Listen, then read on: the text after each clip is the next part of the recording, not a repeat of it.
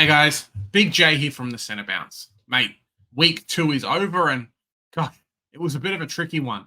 Few players we brought in that scored really well and some guys that, fellow North fans will know who I'm talking about who ended up scoring really big and we traded them out. So, bit of a win-loss there. I think we ended up coming out ahead on top.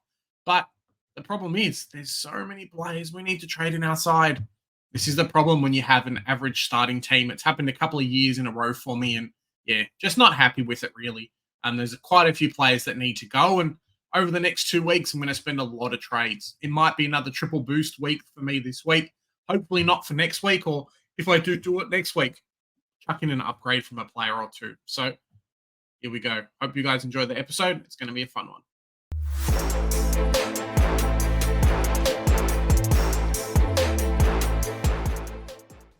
As I said, guys, in the intro, this week was a bit chaotic. If you jumped on George's Discord, you know I'm trying to not be so crazy and not talk so much and just complain a lot as well. But when your players aren't doing well, sometimes you have to step back, and I definitely did that this week. Let's check out how the team went. So the team this week scored 1922. It was not a good week of Supercoach for me, I have to say. Ranked in the top 17K, so it's not too bad, but definitely dropped down in the rankings. There are a lot of teams who did very, very good this week, and I would not be surprised if there are a few 2,200 teams, just with a lot of the popular picks doing quite well. Luke Jackson, Zach Butters, that I know a few people in the Discord had as captains. I did not, but I had a half-decent captain, so I'm not too complaining there. We'll have a look at how my team's going. Starting from the back line, Nick Dacos. Now, I'm a little bit worried, but I'm not one of those people that are going to jump off the boat when it comes to Nick Dacos. 54 is not good. And I don't even know if it was considered, I think it was like 18th best score for me this week. So in that sense, cool. But this guy's 627K. He was 650K. He has actually dropped in price. So yeah, those people that went a little bit anti-pod and were like, cool, Nick Dacos, last week wasn't good for us, but this week, mate, you had a Luke Ryan or someone else, you're laughing. Harry Sheasel, good pick as well. Very, very happy as a North Melbourne fan. Hayden Young definitely was not a good pick. And I think myself and a lot of other people are really going to start fading him. He had a decent amount of the ball in the North Melbourne game, but just almost kicked it to the other team, just kicked it up in the air. Playing hot potato. If you've ever seen like those early Wiggles videos, hot potato, let's not touch the ball. And that was basically Hayden Young, got in his hands and then ran away. Obviously, Zach Williams didn't play. Howes, 68, so very, very happy. I think he should be close to 100% owned. Well, at least he should have been last week, but now he's had a good price rise, so maybe not.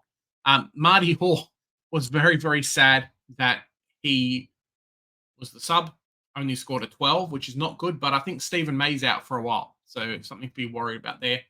If we check out his break-even, it is a -2. So if he only scores a 30, he's still going up in cash this week. I don't think he gets dropped from the Melbourne side, so that's something good to see there. Because all our defenders have just disappeared. Gibcus got injured. Reed's been injured. Hawes been the sub. And then Caulfield's just got injured as well and redone his shoulder.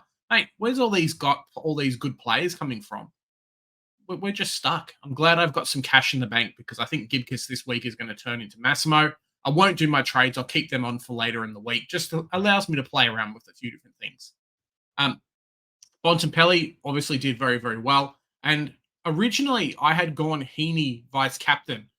A 128. I saw it there, and I'm just like, mate, I've got a few other players earlier on the Sunday that I think could do well. Port Adelaide was playing, and if I had gone Butters, I'd be very, very happy. Didn't end up doing that, though. Went Tom Green against West Coast, and 137 is not terrible. I think he was on 55 or 60, like halfway through the second, and I thought, cool. He's going to be on for a blinder, but West Coast came back in that last quarter and a half and neutralized him a little bit. So congratulations to them. That's those two players. Butters obviously dominant in his role. If you don't have Butters, you really need to get on him. Similar to a Sarong and a few of these other players, 146 average. Like he's M1 at the moment, I think. Nick Martin, get in the bin. 93 is a lot better than the 60 odd we got last week, but I said at the start, picking the wrong players really hurts. And we've got him, we've got Hayden Young, Ollie Wines, and probably Sam Berry, who we'll talk about next. There's guys who really just hurt. and they hurt our scoring. They hurt us in Supercoach. I could have got two premiums. If I'd gone Berry to a rookie, I could have gone Nick Martin to like a Caleb Sarong, and you'd be laughing at that point. If Wines was like a Matt Crouch, for example, or a Holmes or someone else, I'd be laughing too. Ollie Wines just fallen in the bin. So both of these really need to go. Hopefully, I get a price rise or two out of Wines before he goes. But yeah, it's really not great. Sam Berry was subbed, still managed a 52, so that was nice. But yeah, I think the Crows have kind of thought he was going to be in their team mix, and then it really hasn't worked out that well. So something for us to worry about in Supercoach, really, because this is a player that we thought, at least for some of us, could have made us a bit of money. But yes, he does have a low break even if we just check. Break even of -3. So if he scores a 50, he goes up. But I wanted him to get to 400K, and it really doesn't seem like that's going to happen. So he might just have to go. I might have to hopefully chuck him on the bench, lose some money off him, and do some stuff, because I don't think I can trade him this week, unfortunately. Matt Roberts, 94, very, very happy there. Has had his first price rise, is just making us a bunch of money, which is what we want. And as well, he might get to 350K before his buy. Let's have a look. So -35 should go up okay in cash. Sure. But with the way that the teams are going, he's outscoring a few of these guys who could potentially be keepers. So similar to McKercher and potentially a Sanders as well, we might try and look to keep them long term as guys who will end up being our last rotations of rookies out instead of our first, which I think a few people are looking at doing. McKercher, who we brought in this week, definitely did very well, 95. As a North fan, just happy to see him on field and happy for him to be in my team. Should have started him, but didn't, and I was a bit of an idiot. Sanders on the bench was not great. I had the potential to swing Carroll. Should have put Carroll there.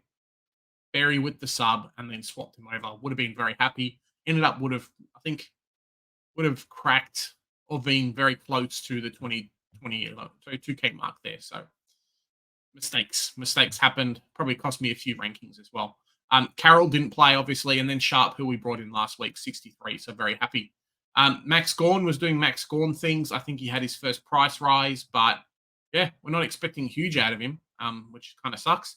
And then Brody Grundy as well. So because of his poor score last week, he's actually tanked a little bit in the cash gen, and it's not a great thing. I know Joe definitely has Tim English in there, and I'm really not nervous. I'm really jealous. I'm going to say I'm jealous of Joe with Brody Grundy. Me having Brody Grundy, him having Tim English. So something to watch out for. I think maybe on his buy, I'll do a flip, get rid of them. Hopefully, Tim English hasn't jumped away from me in price, stays around that 700K mark. We might just have to cop the bullet and then do it, because Grundy scoring 100 every week, and you're almost scared for him. Like, I've never really been anxious as a Supercoach owner or Supercoach player for plays on my field, but Brody Grundy, I see him at on 65 at 3/4 time, and I'm just like, mate, I don't know if you're going to score me 100 this week. Like that's just how crazy it is, guys. Let me know in the comments. Is that kind of the same thing for you? Is there some players in your team that you were just like, oh, what do we do? Livingston obviously didn't play. And into our forward line, these two guys, Heaney and Flanders, okay, not too bad. But Jesse Hogan, mate, this is not what I wanted from Jesse Hogan. He was around the ball, and I did watch this game because it was the last game of the week, and I was looking out for Tom Green, and cool, is my pick working? But Jesse Hogan just kind of got the best defender from West Coast. I think it was Barras, who did really well, and I think actually outscored Hogan by quite a lot in Supercoach. There were some intercepts, and generally not just your kick it to Hogan type that we've seen against maybe North Melbourne and a few of these other teams. Yeah, really, really disappointing. I remember there was a goal that was very easy for him to score, was pretty much on the diagonal but fairly straight. He did kick a couple of goals, which meant that he scored a 66, but we needed a lot better, and it's making me a little bit nervous that maybe he's not a top 10 or top 8 in the forward line, but we just have to go with it for right now. James Jordan, 88, very nice. We brought him in. Harley Reid is one who I think we're going to have to keep for a while, but we're going to keep Roberts and McKercher longer than Harley Reid, it's looking like, because this guy's only good for a 65. It's not enough. Sexton, so very, very poor performance from Sexton. Break even of -6. So he's probably got one or two good price rises out of him before we actually have to start thinking about offloading him. And hopefully we've got some forward rookies in line. Everyone's got him in their team. It's okay, Big J, don't worry too much. But some people were considering him to almost be a keeper. I'm just like, it's just not going to happen. That Gold Coast back line is just too finicky at the moment. Powell and Buterick taking points, and Collins doing really well in there as well. He doesn't get the ball or force himself to get the ball. He struggles. Cadman with the 90, so very, very happy. I know some people are looking at offloading him, but with the -2 break even, it just doesn't happen. And then Darcy Wilson as well, so 51. Very, very happy there. Not going to go through my trades at the moment for this week. Normally takes me a couple of days to figure it out, but one glaring hole I see in my team is the back line. We've effectively got 5 players on field, which isn't great. One or two of these players has to go, and potentially a third one. I think I'm okay with keeping Hoare on the bench, but yeah, one or two of these guys, probably a Hayden Young, and then someone else in there. If you haven't already, check out Tom Powell. Looks very good. I think he's got a -70 odd break even in the forward line, only 300k. He's got a 95 and a 128 in his first 2 games. And North looks to be playing him straight in the guts as well. So someone to watch out for there. But yeah, there's a few things to do. I think I'm going to end up doing 3 boosts in a row, which isn't great. But then it's just upgrades from there, which I'm very, very happy with. So yeah, let me know down in the comments what you think. Guys, that was my team for this week in round 2. Let me know down below how your team went. And hopefully you guys can stick around and watch the rest of our content as well. I know Joe's going to be putting out his team review hopefully today or tomorrow. And on Monday, we've got our team live stream as well. So we'll go through all the games, answer all your questions live. And, hopefully you guys can stick in for that 7:30 on Monday. Guys, it is only round 2. We don't need to jump off the bridge at the moment, but there are some big warning signs with some players and some people's teams. This week and last week is very much centered around making sure you have enough cash gem. I look at my team and it's not so bad. I've got quite a few players that I can trade in and out. Some players who I know are going to make decent money.